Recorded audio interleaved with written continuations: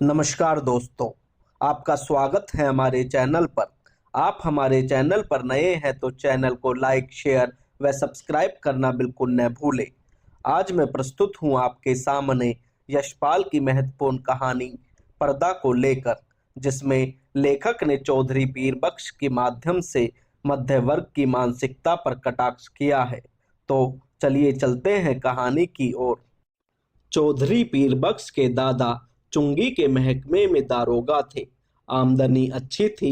एक छोटा पर पक्का मकान भी उन्होंने बनवा लिया था। लड़कों को पूरी तालीम दी थी। दोनों लड़के एंट्रेंस पास करके रेलवाई में और डाकखाने में बाबू हो गए थे। चौधरी साहब की जिंदगी में लड़कों के ब्याह और बाल बच्चे भी हुए, लेकिन ओहदों और तनख्वाह में खास तरक्की न हो सकी। 30-40 रुपए महावर के दर्जे पर ही रहे। चौधरी साहब अपने जमाने की याद कर कहते, वह भी क्या वक्त था। लोग मिडिल पास डिप्टी कलेक्टरी करते थे, और आजकल की तालीम है कि एंट्रेंस तक अंग्रेजी पढ़कर लड़के 30-40 से आगे नहीं बढ़ पाते। बेटों को ऊंचे ओहदे पर देखने का अरमान लिए उन्होंने आंखें मूंद ली थी। इंशा अल्लाह चौधरी साहब के कुनबे में बरकत हुई। चौधरी फजल कुर्बान रेलवाई में काम करते थे। अल्लाह ने उन्हें 4 बेटे और 3 बेटियां दी थी। चौधरी इलाई बख्श डाक खाने में थे। उन्हें भी अल्लाह ने 4 बेटे और 2 लड़कियां बख्शी थी। चौधरी खानदान अपने मकान को हवेली पुकारता था। नाम बड़ा देने पर भी जगह तंग ही रही। दारोगा साहब के जमाने में जनाना भीतर था, और बाहर बैठक में वे मोढ़े पर बैठकर नीचा गुड़गुड़ाया करते थे। उनके बाद जगह की तंगी की वजह से बैठक भी जनाने में शामिल हो गई थी, और घर की दौड़ी पर पर्दा लटक गया था। बैठक न रहने पर भी घर की इज्जत का ख्याल था, इसलिए पर्दा बोरी के टाट का ही नहीं, बढ़िया किस्म का लटकाया जाता था। जाहिर है दोनों भाइयों के बाल बच्चे एक ही मकान में रहते थे, पर भीतर सब अलग अलग था। ड्योढ़ी का पर्दा कौन भाई लाए, इस समस्या का हल यह हुआ कि दारोगा साहब के जमाने की पलंग की रंगी दरिया एक के बाद एक ड्योढ़ी में लटकाई जाने लगी। तीसरी पीढ़ी के ब्याह शादी होने लगे। आखिर चौधरी खानदान की औलाद को हवेली छोड़ दूसरी जगह तलाश करनी पड़ी। चौधरी इलाई बख्श के बड़े साहबजादे एंट्रेंस पास कर डाकखाने में 20 रुपए की क्लर्की पा गए। दूसरे साहबजादे मिडिल पास कर अस्पताल में कंपाउंडर बन गए। ज्यों-ज्यों जमाना गुजरता जाता, तालीम और नौकरी दोनों ही मुश्किल होती जा रही थी। तीसरे बेटे होनहार थे। उन्होंने वजीफा पाया। जैसे तैसे मिडिल पास कर स्कूल में मुदर्रिस होते हाथ चले गए। चौथे लड़के पीरबख्श प्राइमरी से आगे न बढ़ सके। आजकल की तालीम माँ बाप पर खर्च के बोझ के सिवाय और है क्या। स्कूल की फीस हर महीने, और किताबों, कॉपियों और नक्शे के लिए रुपए ही रुपए। चौधरी पीर बख्श का भी ब्याह हो गया था। मौला के करम से बीबी की गोद भी जल्दी ही भर गई। पीर बख्श ने रोजगार के तौर पर खानदान की इज्जत के ख्याल से एक तेल की मिल में मुंशीगिरी कर ली थी। तालीम ज्यादा नहीं तो क्या, सफेद पोश खानदान की इज्जत का पास तो था। मजदूरी और दस्तकारी उनके करने की चीजें ही न थी। वह चौकी पर बैठते कलम दवात का काम था। 12 रुपया महीना अधिक नहीं होता। चौधरी पीर बख्श को मकान सितवा की कच्ची बस्ती में लेना पड़ा। मकान का किराया 2 रुपया था। आसपास गरीब और कमीन लोगों की बस्ती थी।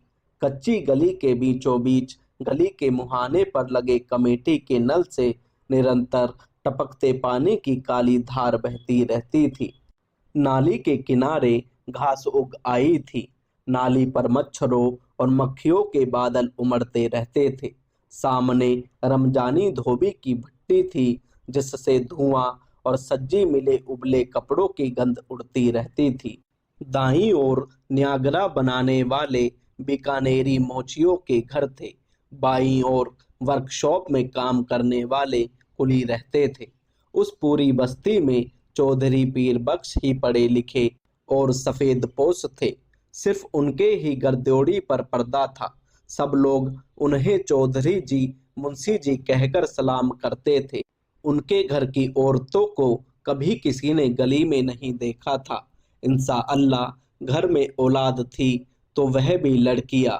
बच्चियां 4-5 बरस की उम्र तक किसी काम काज से बाहर निकलती और फिर घर की आबरू के ख्याल से उनका बाहर निकलना मुनासिब न था।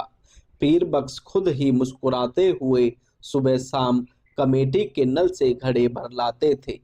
चौधरी की तनख्वाह 15 बरस में 12 से 18 हो गई थी।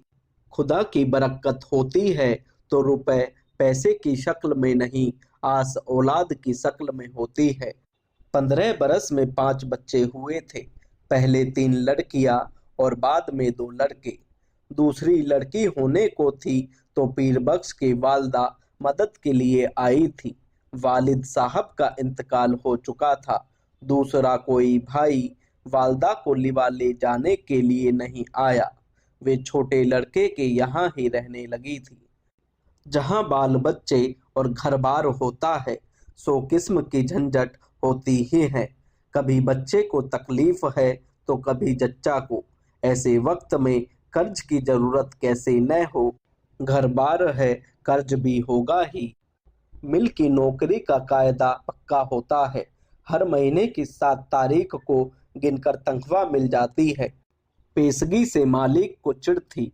कभी बहुत जरूरत पर ही मेहरबानी करते थे। जरूरत पड़ने पर चौधरी घर की कोई छोटी मोटी चीज गिरवी रख उधार ले आते थे। गिरवी रखने से रुपए के बारे आने ही मिलते थे। ब्याज मिलाकर 16 आने हो जाते और फिर चीज के घर लौट आने की संभावना न रहती थी। मोहल्ले में चौधरी पीर बख्श की इज्जत थी। उस इज्जत का आधार था घर के दरवाजे पर लटका पर्दा। भीतर जो हो, पर्दा सलामत रहता था। कभी बच्चों की खींच खांच या बेदर्द हवा के झोंकों से उसमें छेद हो जाते तो पर्दे की आड़ में जनाने हाथ सुई धागा लेकर उसकी मरम्मत कर देते थे। दिनों का खेल मकान की दौड़ी के किवाड़ गलते गलते बिल्कुल गल गए थे। कई बार कसे जाने से पेच टूट गए और सुराख ढीले पड़ गए। मकान मालिक सरजू पांडे को उसकी फिक्र न थी। चौधरी कभी जाकर कहते सुनते तो उत्तर मिलता, कौन बड़ी रकम थमा देते हो, 2 रुपल्ली किराया और वह भी 6-6 महीने का बकाया। जानते हो लकड़ी का क्या भाव है, न हो मकान छोड़ दो। आखिर किवाड़ गिर गए। रात में चौधरी उन्हें जैसे तैसे चौखट से टिका देते। रात भर दहशत रहती, अगर कोई चोर आ जाए। मोहल्ले में सफेद पोशी और इज्जत होने पर भी चोर के लिए घर में कुछ न था। शायद एक भी साबुत कपड़ा या बर्तन ले जाने के लिए चोर को न मिलता। पर चोर तो चोर है। छीनने के लिए कुछ न हो तो भी चोर का डर तो होता ही है। वह चोर जो ठहरा, चोर से ज्यादा फिक्र थी आबरू की। किवाड़ ना रहने पर पर्दा ही आबरू का रखवारा था। वह पर्दा भी तार तार होते होते एक रात आंधी में किसी भी हालत में लटकने लायक न रह गया था। दूसरे दिन सुबह घर की एकमात्र पुश्तैनी चीज दरी दरवाजे पर लटका दी गई।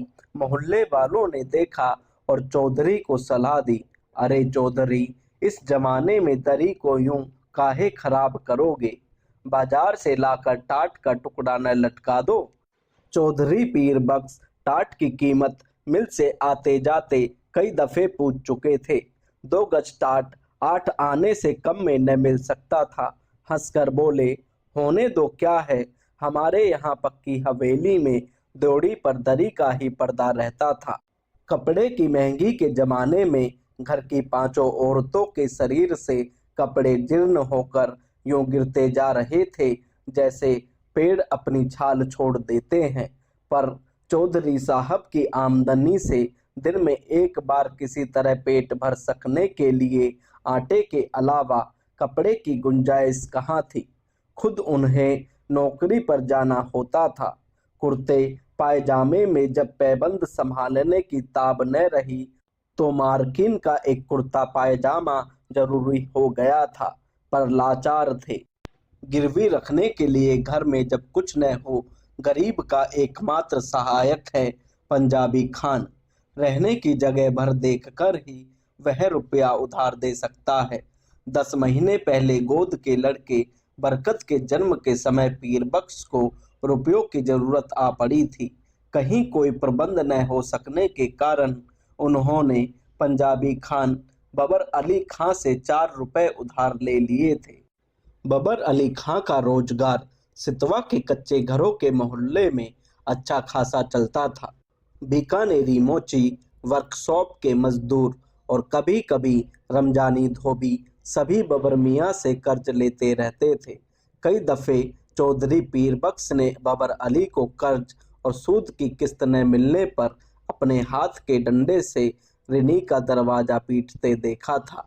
उन्हें साहूकार और ऋणी में बीच बचाव भी करना पड़ा था। खान को वे शैतान समझते थे, लेकिन लाचार हो जाने पर उसकी ही शरण लेनी पड़ी। 4 आना रुपया महीना पर 4 रुपया कर्ज लिया था। शरीफ खानदानी मुसलमान भाई का ख्याल कर बबर अली ने 1 रुपया महावर की किस्त मान ली थी। 8 महीने में कर्ज अदा होना तय हुआ था। खान की किस्त न दे सकने की हालत में अपने घर में दरवाजे पर फजीयत हो जाने की आशंका से चौधरी के रोए खड़े हो जाते। 7 महीने फाका करके भी किसी तरह वे किस्त देते चले गए, लेकिन जब सावन में बरसात न हुई और बाजरा भी रुपए का 3 सेर मिलने लगा, ऋण की किस्त देना संभव न रहा था। खान 7 तारीख की शाम को ही आया। चौधरी पीर बख्श ने खान की दाढ़ी छूकर और अल्लाह की कसम खाकर 1 महीने की मुआफी चाही और अगले महीने 1 का सवा देने का वायदा कर लिया। खान ने मान लिया।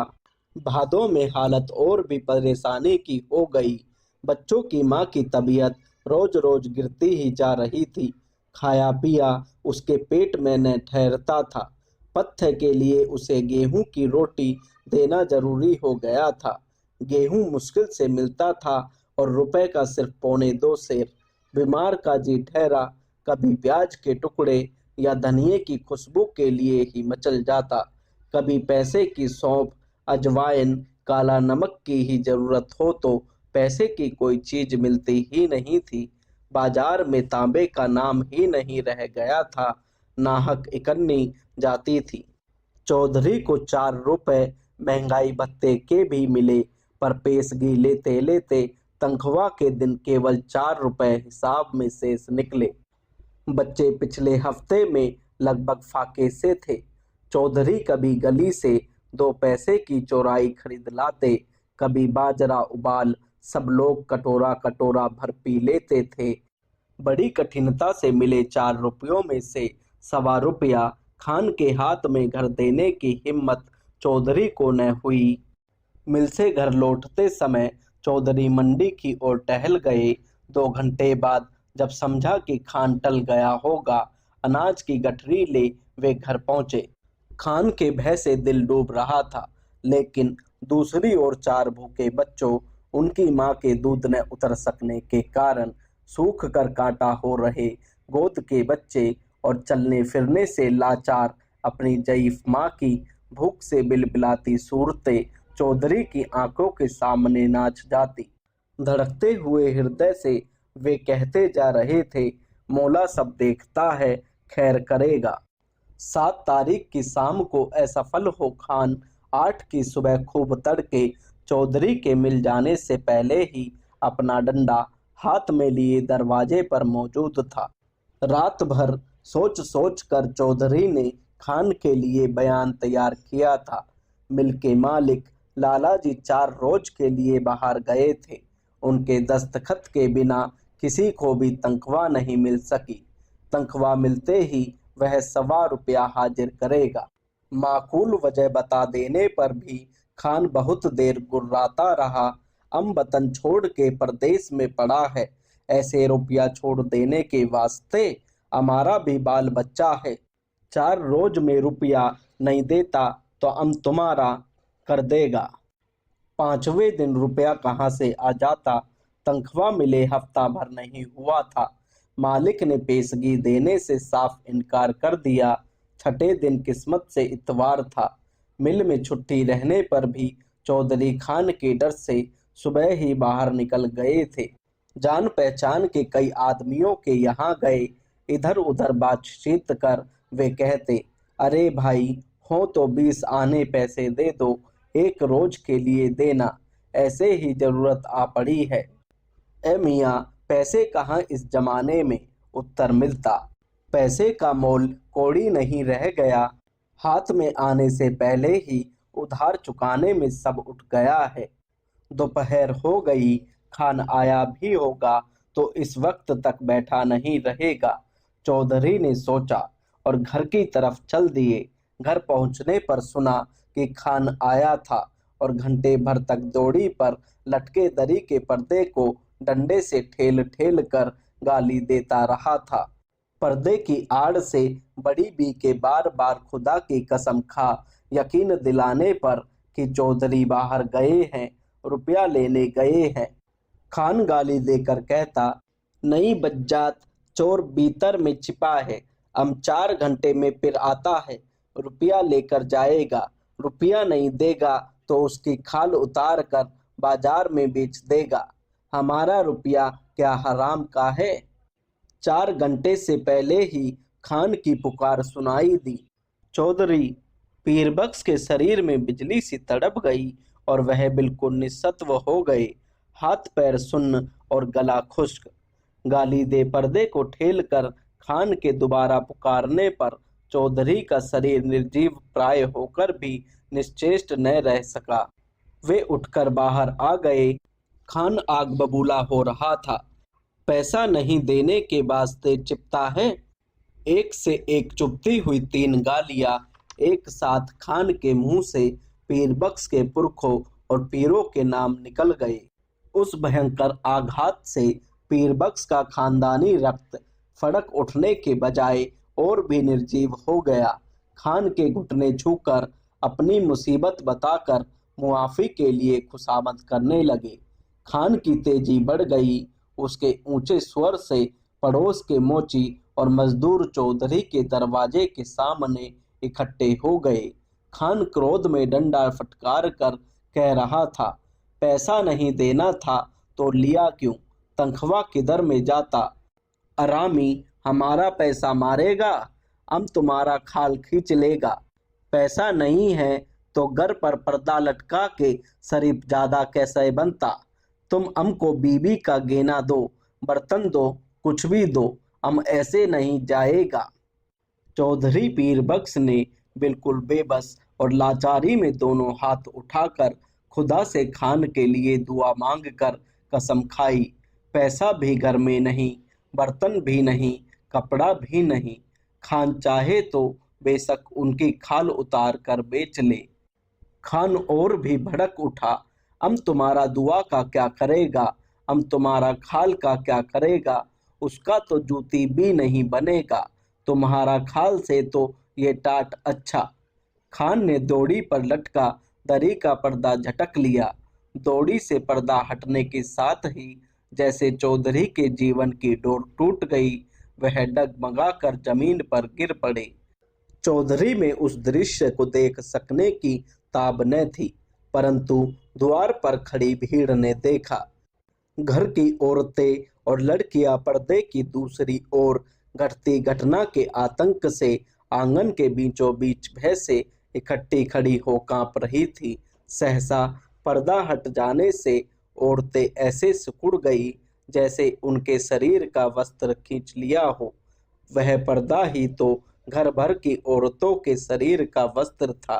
उनके शरीर पर बचे चिथड़े उनके 1/3 अंग ढकने में भी असमर्थ थे। जाहिल भीड़ ने घृणा और शर्म से आंखें फेर ली। उस नग्नता की झलक से खान की कठोरता भी पिघल गई। गिलानी से थूक पर्दे को आंगन में वापस फेंक क्रुद्ध निराशा में उसने कहा, लाहौल बिला, और असफल लौट गया। भीड़ भय से चीख कर ओंठ से भागती हुई औरतों पर दया करके दरवाजे के पास से हट गई थी। चौधरी बेसुध पड़े थे। जब उन्हें होश आया, द्योड़ी का पर्दा आंगन में सामने पड़ा था, परंतु उसे उठाकर फिर से लटका देने का सामर्थ्य उनमें शेष न था। शायद अब उसकी आवश्यकता भी न रही थी। पर्दा जिस भावना का अवलंब था, वह मर चुकी थी। ऐसी ही और वीडियो सुनने व देखने के लिए जुड़े रहिए हमारे चैनल से। साथ ही इस कहानी को पूरा सुनने के लिए आपका बहुत बहुत धन्यवाद।